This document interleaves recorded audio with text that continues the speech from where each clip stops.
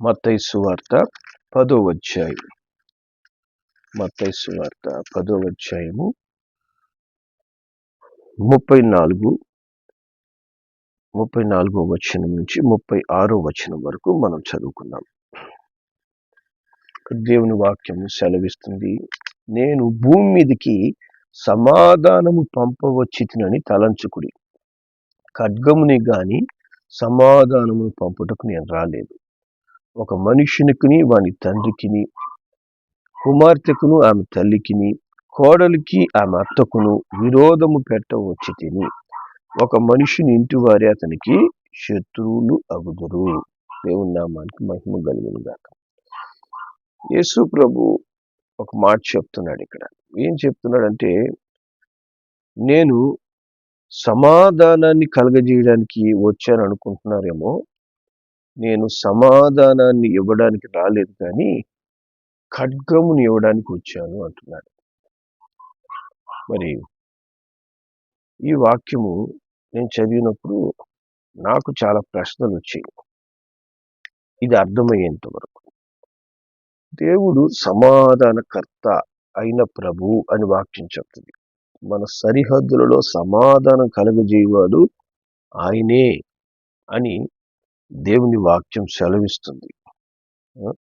శాంతిని మీకు అనుగ్రహిస్తున్నాను, నా శాంతినే నేను మీకు ఇస్తున్నాను అని సెలవిచ్చినటువంటి దేవుడు మరి ఇక్కడ ఆయన చెప్తున్నాడు, నేను సమాధానాన్ని పంపవచ్చానని మీరు అనుకోవద్దు, ఖడ్గమును నేను ఒకరికొకరికి ఇవ్వడానికి వచ్చాను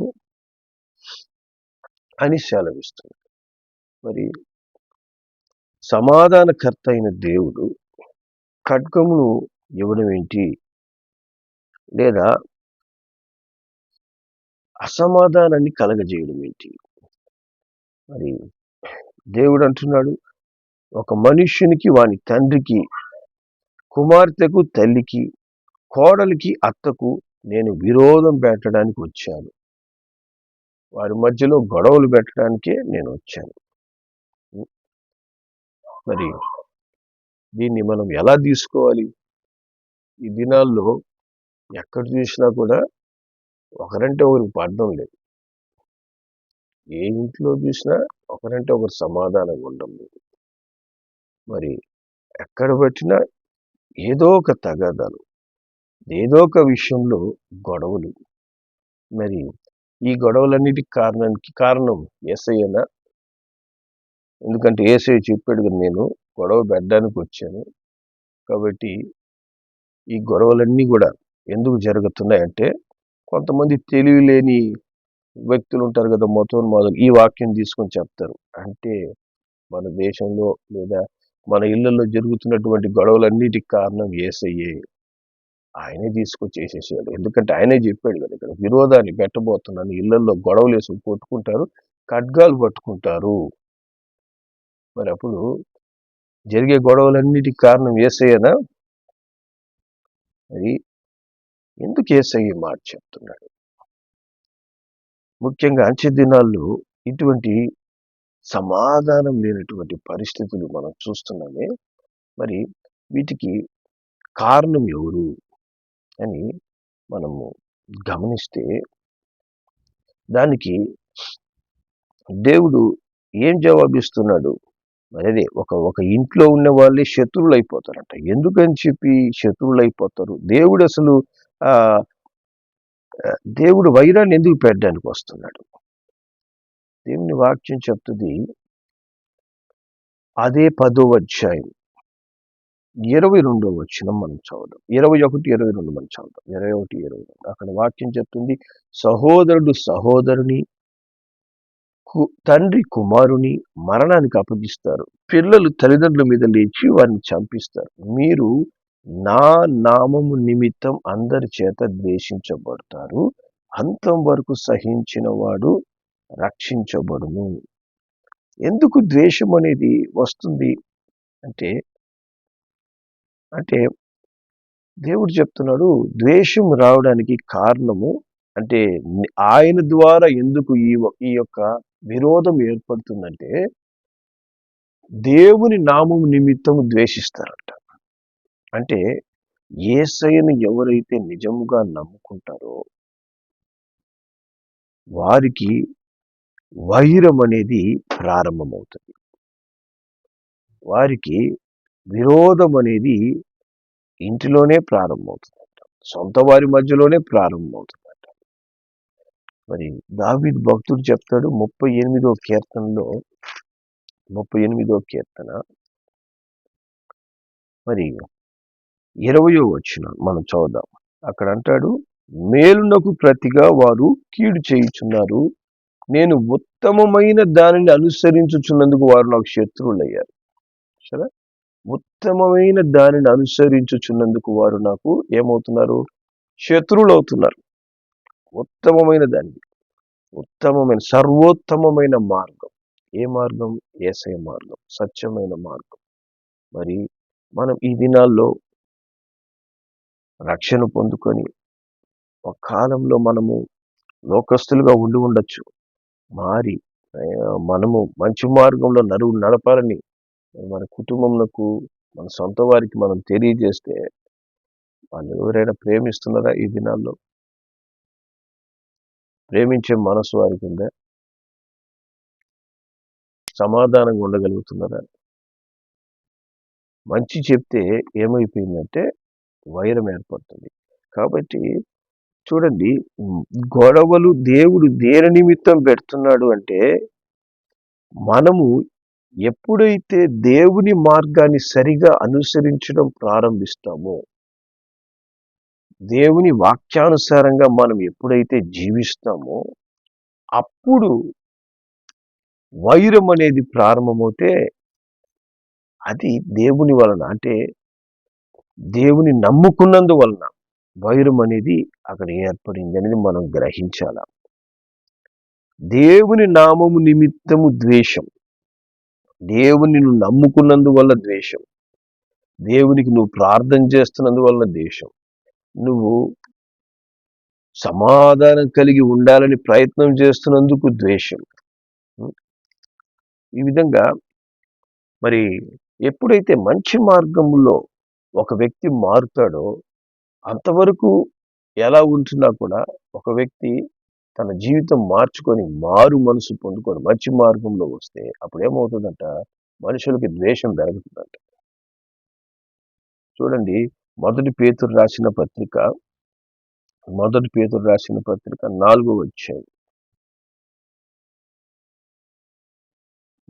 అధ్యాయం 3వ వచనం నుంచి మనము 3-4 వచనాలు మనం చదువుదాం. 5 కూడా. మనం పోకిరి శాస్త్రాలు, దురాశలు, మద్యపానము, అల్లరితో కూడిన ఆటపాటలు, తాగుబోతులు, విందులు, చేయదగని విగ్రహ పూజలు మొదలైన వాటి యందు నడుచుకొనుచు అన్యజనుల ఇష్టం నెరవేర్చుచుంటకు గతించిన కాలమే చాలు. అపరిమితమైన ఆ దుర్వ్యాపారమందు తమతో కూడా మీరు పరుగెత్తకపోయినందుకు వారు ఆశ్చర్యపడుచు మిమ్మల్ని దూషించుచు ఉన్నారు. హల్లెలూయా. కాబట్టి చూడండి, వాళ్ళు ఎందుకు దూషిస్తున్నారంట అంటే, మేమంతా లోకానుసారంగా జీవిస్తుంటే వీడు మట్టుకు పరిశుద్ధుడుగా, ఏం మట్టుకు పెద్ద పరిశుద్ధురాలుగా. ఇంతకుముందు ఆమె ఎలా ఉందో మా తెలియదా? ఇంతకుముందు ఇతను ఎలా ఉన్నాడో మా తెలియదా? ఒక కాలంలో మాతో పాటు పోకిరి చేష్టలు, మాతో పాటు దురాశ, మాతో పాటు మద్యపానం, అలరితో కూడిన ఆటపాటలు, చేయదగినటువంటి చెడ పనులు, ఇవన్నీ కూడా చేసి ఇప్పుడు పెద్ద పరిశుద్ధుడిగా తయారైపోయాడయ్యా. నీతి బాధలు బోధిస్తున్నాడమ్మా ఈమె, నీతి మాటలు మాట్లాడుతుంది, ఈమె నోరు ఎటువంటిది, ఆయన నోరు ఎటువంటిది అంటూ వాళ్ళు ఏం చేస్తున్నారట? దూషిస్తున్నారు. ఇటువంటి అనుభవాలు మీకు వస్తున్నాయా? ఇటువంటి అనుభవాలు మీకు రాకుండా అందరూ కాంప్రమైజ్ అయ్యి నిన్ను ప్రేమిస్తున్నారంటే మనం దేవుని మార్గంలో నడవడం లేదు, లోక మార్గంలో నడుస్తున్నాం. లోక మార్గంలో నడిస్తే ఏ విధమైనటువంటి సమస్యలు ఉండవు. అందరూ నిన్ను ప్రేమిస్తారు, అందరు నీతో సహవాసం కలిగి ఉంటారు. కానీ ఎప్పుడైతే నువ్వు లోక మార్గం నుంచి దేవుని వైపుకు తిరుగుతావో, దేవుని మార్గంలో నడవడం ప్రారంభిస్తావో, అప్పుడు స్టార్ట్ అవుతుంది అనమాట. ఏం స్టార్ట్ అవుతుంది? దేవుడు చెప్పాడు కదా, భూమి మీద నేను సమాధానం పెట్టడానికి రాలేదు కానీ వైరం పెట్టడానికి వచ్చాను. ఎవరికి? ఇంట్లో వాళ్ళకి, మీ మీ స్నేహితులతో, మీతో బాగా ప్రేమతో ఉండేవాళ్ళు మీకు విరోధంగా అందరు తయారైపోతారు. వాళ్ళందరూ ఏం చేస్తారు?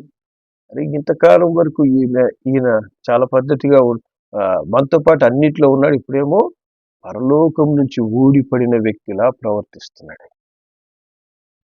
పరలోకం నుంచి దిగి వచ్చిన ఆమెలాగా ఏమి మాట్లాడుతుంది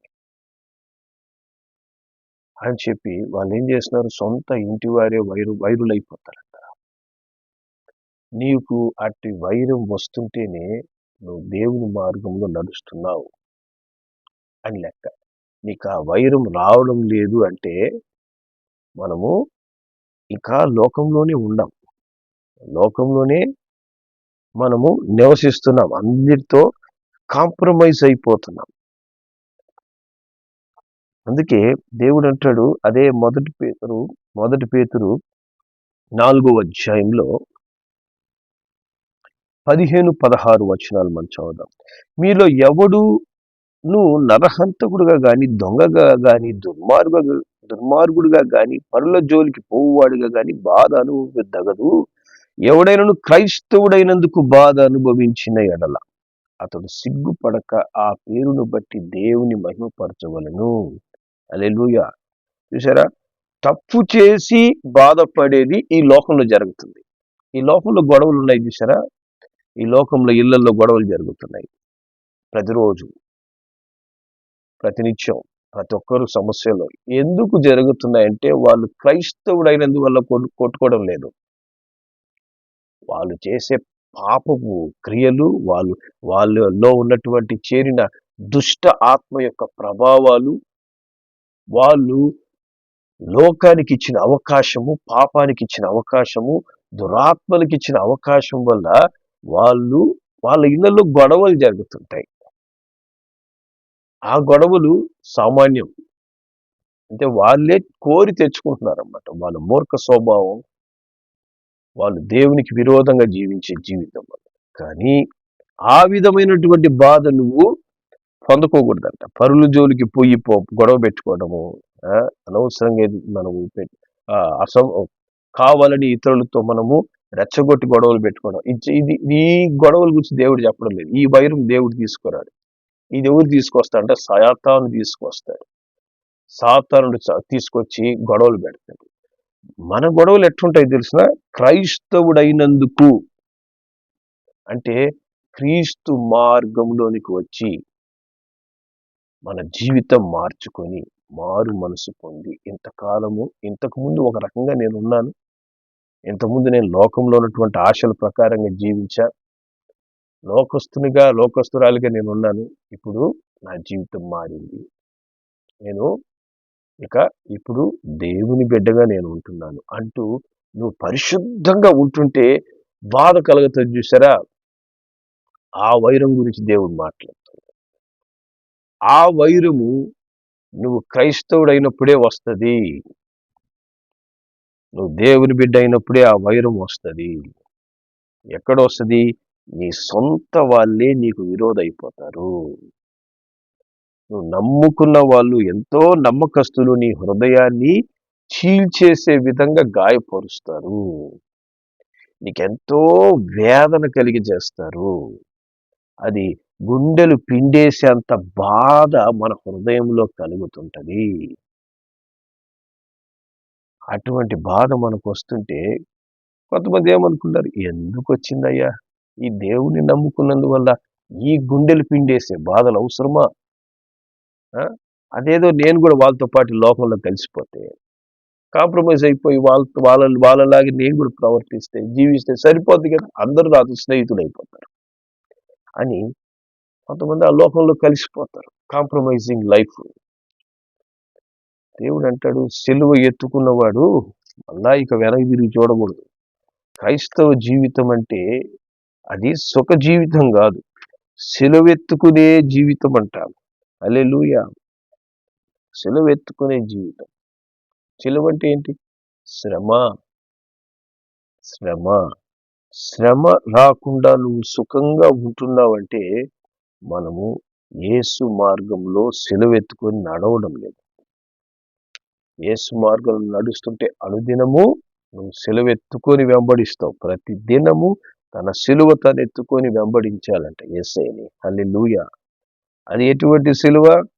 ఒక్కొక్క రోజు ఒక్కొక్క విధమైనటువంటి విరోధం అనేది వస్తూనే ఉంటుంది. ఎందుకని? తప్పు చెయ్యకుండానే వస్తుంది, తప్పు చేసి కాదు.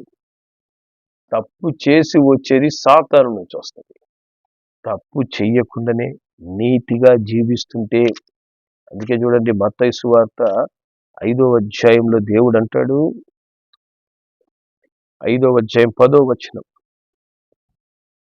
11వ వచనం, నీతి నిమిత్తము హింసింపబడువారు ధన్యులు, పరలోక రాజ్యం వారిది. నా నిమిత్తము జనులు మిమ్మల్ని నిందించి హింసించి మీ మీద అబద్ధముగా చెడ్డ మాటలెల్లా పలుకున్నప్పుడు మీరు ధన్యులు, సంతోషించి ఆనందించుడి, పరలోకమందు మీ ఫలము అధికమగును. చూసారా? దేని నిమిత్తం మనకు హింస? అవినీతి చేసి కాదు, అపవిత్రమైన కార్యాలు చేసి కాదు, నీతి నిమిత్తం. అంటే నీతి కలిగి జీవించడం ద్వారా. నీతి కలిగి జీవించడం అంటే ఏంది? దేవునియందు భయము భక్తి కలిగి వాక్యానుసారంగా మనము మంచి మార్గంలో నడుస్తూ ఇతరులకు మంచి బోధించినప్పుడు, మంచిగా మనం ప్రవర్తిస్తూ ఉన్నప్పుడు మనం హింసించబడతాం. చూసారా? దాని గురించి దేవుడు చెప్తున్నాడు. ఆ విరోధాన్ని దేవుడు తెస్తాడంట. హల్లెలూయా. అట్టి విరోధము ద్వారా నువ్వు హింస పొందుకుంటున్నావా ఈరోజు? ఆ హింస నీకు లేదా? ఆ హింస నీకు లేదంటే నీతిగా నువ్వు లేవు. నీతిగా ఉండే ప్రతి ఒక్కడు హింసించబడతాడు. దానికి ఇంకా వేరే ఏం చేయాలా? దానికి ఇంకొక వేరే మార్గం లేదు. నీతిలో మనం ఉన్నామంటే హింస పొందుకోవాలి. అంటే దేవుని మార్గంలో మనం నడుస్తుంటే మనకు సొంత వాళ్ళు విరోధులు అవుతారు. అది ఒక సైన్, సూచన. వాక్యం చెప్పిన సూచన అది. సొంత ఇంటివారు విరోధం, నమ్ముకున్న వాళ్ళు విరోధం, మనం ఎవరిని ప్రేమిస్తామో మనకు వాళ్ళ శత్రువులు అయిపోతారు, మనం విడిచి దూరం అయిపోతారు. మనము మేలు చేస్తే వాళ్ళు మనకు కీడు చేస్తూ ఉంటారు. అవన్నీ మనం అనుభవిస్తున్నామా? అది నువ్వు అనుభవిస్తున్నావంటే దేవుడు అంటున్నాడు, నువ్వు ధన్యుడివి, నువ్వు ధన్యురాలివి. హల్లెలూయా. దేవుని నామానికి మహిమ కలుగును గాక. దేవుడు అంటాడు, నా పరలోకం నేను నీకు ఇచ్చేస్తాను. నేను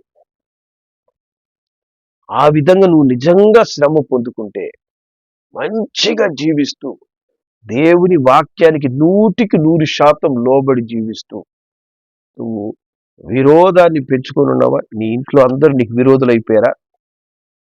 నిన్ను చూడగానే కొంతమంది కోపం వచ్చేస్తుందా? లోపల నుంచి కోపం తన్నుకొస్తుందా? కసి తన్నుకొస్తుందా? అది ఎందుకు వస్తుందంటే వాళ్ళు ఉండే దురాత్మ ఆ కసిని తీసుకొస్తుంది. వారిలో ఉన్నటువంటి దేవునికి విరోధమైన ఆత్మ అట్టి కోపాన్ని, రెచ్చిపోయే గుణాన్ని కలగజేస్తుంది. అప్పుడు మనం ఏం తెలుసుకోవాలంటే, రైట్, నేను దేవుని బిడ్డని, లేదంటే నాతో సమాధానంగా మాట్లాడతారు, సమాధాన పడిపోతారు. హల్లెలూయా. ఇంకప్పుడు మనకు ఆలోచన వస్తుంది, ఏమని అంటే, ఇంక జీవితకాలం ఇంతేనా? నేను నా కుటుంబము ఇంకెప్పుడు, మా కుటుంబంలో ఎప్పుడు విరోధమేనా అంటే, దేవుడు ఖచ్చితంగా ఆ సమాధానం తీసుకొని వస్తాడు. ఎప్పుడు మన యొక్క ప్రవర్తన మరి దేవునికి ప్రీతికరంగా ఉంటే మన శత్రువులనే దేవుడు మనకు మిత్రులుగా చేస్తాడంట. హల్లెలూయా. మన యొక్క ప్రవర్తన దేవుని వాక్యానుసారంగా ఉన్నప్పుడు మన శత్రువులు కూడా మనకు మిత్రులుగా చేస్తామన్నప్పుడు మన ఇంట్లో వాళ్ళని దేవుడు మార్చడా? మన ఇంట్లో వాళ్ళ పరిస్థితులు దేవుడు మార్చడా? ఖచ్చితంగా మారుస్తాడు. మరి సామెతలు 7లో ఆ మాట రాయబడింది. ఒకని ప్రవర్తన యెహోవాకు ప్రీతికరమైనప్పుడు ఆయన వాని శత్రువులు సహా వానికి మిత్రులుగా చేయును. కాబట్టి మన ప్రవర్తన ఎటువంటి ప్రవర్తనగా ఉండాలి?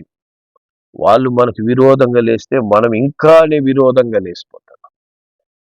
వారు నన్ను నన్ను బాధ పెడితే వారికి నూరంతలుగా ఎక్కువగా నేను బాధ పెట్టేయడానికి నేను ప్రయత్నం చేస్తాను. అది నీతే? అది దేవునికి ఇష్టమైన ప్రవర్తననా? ఇలాంటి పరిస్థితుల్లో మనం చాలా జ్ఞానం కలిగి దేవుని ఆలోచన పొందుకొని మనము సమాధానంగా ఉండడానికి ప్రయత్నం చేయాలి. అందుకే రోమీయులకు రాసిన పత్రికలో దేవుని వాక్యం ఏం చెప్తుంది? రోమ 12వ అధ్యాయము 17వ వచనం నుంచి 19 వరకు, కీడుకు ప్రతి కీడు ఎవనికి చేయవద్దు, మనుషులందరి దృష్టికి యోగ్యమైన వాటిని గురించి ఆలోచన కలిగి ఉండండి. శక్యమైతే మీ చేతనైనంత మటుకు సమస్త మనుషులతో సమాధానంగా ఉండండి. అంటే ఎంతవరకు నువ్వు సర్దుకోగలవు అంతవరకు సమాధానంగా ఉండడానికి ప్రయత్నించు. తరువాత ఏం జరగద్దంట? ప్రియులారా, మీకు మీరే పగ తీర్చుకొనక దేవుని ఉగ్రతకు చోటివ్వు. పగ తీర్చుట నా పని, నేనే ప్రతిఫలం ఇస్తానని ప్రభువు చెప్పుచున్నాడు అని వ్రాయబడి ఉంది. హల్లెలూయా. కాబట్టి పగ తీర్చుట మన పని కాదు, ప్రభువు పని. మన పని ఏంటి? మనం హింసించబడతాం, మనం నింద పొందాం, మనం అవమానం పొందుకుంటాం, కారణం లేకుండా మన మీద వేలెత్తి చూపిస్తారు. అవన్నీ కూడా దేనికి సూచన అంటే నువ్వు క్రైస్తవుడు అనడానికి సూచన. హల్లెలూయా.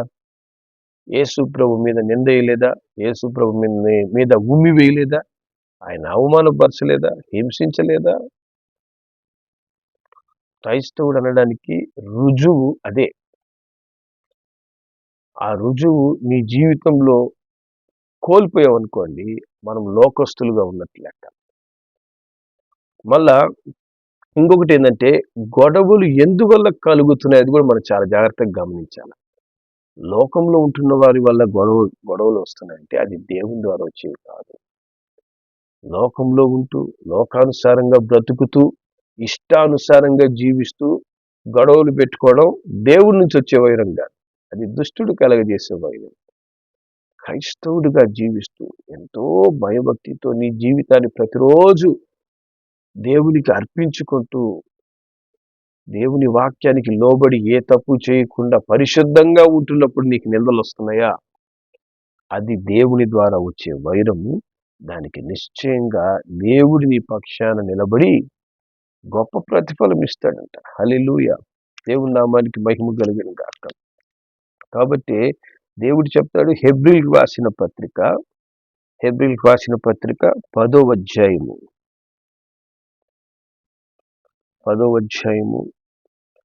35వ వచనం మనం చదువుతాం. దానిపై నుంచి మనం చదువుదాం. 32 నుంచి మనం చదువుదాం. అయితే మీరు వెలిగింపబడిన మీదట శ్రమలతో కూడిన గొప్ప పోరాటం సహించిన పూర్వ దినాలు జ్ఞాపకం చేసుకునండి. ఒక విధంగా చూస్తే మీరు నిందలను బాధలను అనుభవించుట చేత 10 మందిలో ఆరణపడితిరి. మరి ఒక విధంగా చూస్తే వాటిని అనుభవించిన వారితో పాలువారైతిరి. ఎలాగనగా మీరు ఖైదులో ఉన్న వారిని కరుణించి మీకు మరి శ్రేష్టమైనది స్థిరమైనదైన స్వాస్థ్యం ఉన్నదని ఎరిగి మీ ఆస్తి కోల్పోవటం సంతోషంగా ఒప్పుకుంటారు. కాబట్టి మీ ధైర్యం విడిచిపెట్టకుడి, దాని ప్రతిఫలముగా గొప్ప బహుమానము కలుగును. హల్లెలూయా. దేవుని నామానికి మహిమ కలుగును. కాబట్టి మనం నిందలు బాధలు అకారణంగా అనుభవిస్తున్నాం అంటే ఆల్రెడీ అనుభవించిన వాళ్ళతో మనం పాలు భాగస్తులు అవుతున్నామట. మరి మీ సమస్తాన్ని కోల్పోవడానికి కూడా మీరు దేవునితో ఉండడానికి సమస్తాన్ని కోల్పోవడానికి కూడా మీరు సిద్ధపడుతున్నారంటే దేవుడు దాన్ని విలువైనదిగా చూస్తున్నాడు. ఇటువంటి పరిస్థితులు దేవుడు అంటున్నాడు, ధైర్యం కోల్పోవద్దు, ఇంకొంతకాలం ఓర్పు కలిగి ఉండండి, దానికి ప్రతిఫలంగా దేవుడు గొప్ప బహుమానం ఇవ్వబోతున్నాడు. దేవుడు ఇచ్చే ప్రతిఫలం, దేవుడిచ్చే ఆశీర్వాదము ఇప్పుడు కూడా మానవుడిచ్చే ఆశీర్వాదానికి సమానం కానే కాదు. ఆయన గొప్ప బహుమానం అంటే మనం వెలకట్టలేని ఆశీర్వాదాలు మనం పొందుకోబోతాం. కాబట్టి అట్టి ఆశీర్వాదం మనం పొందుకోవడానికి మనకేం కావాలంట?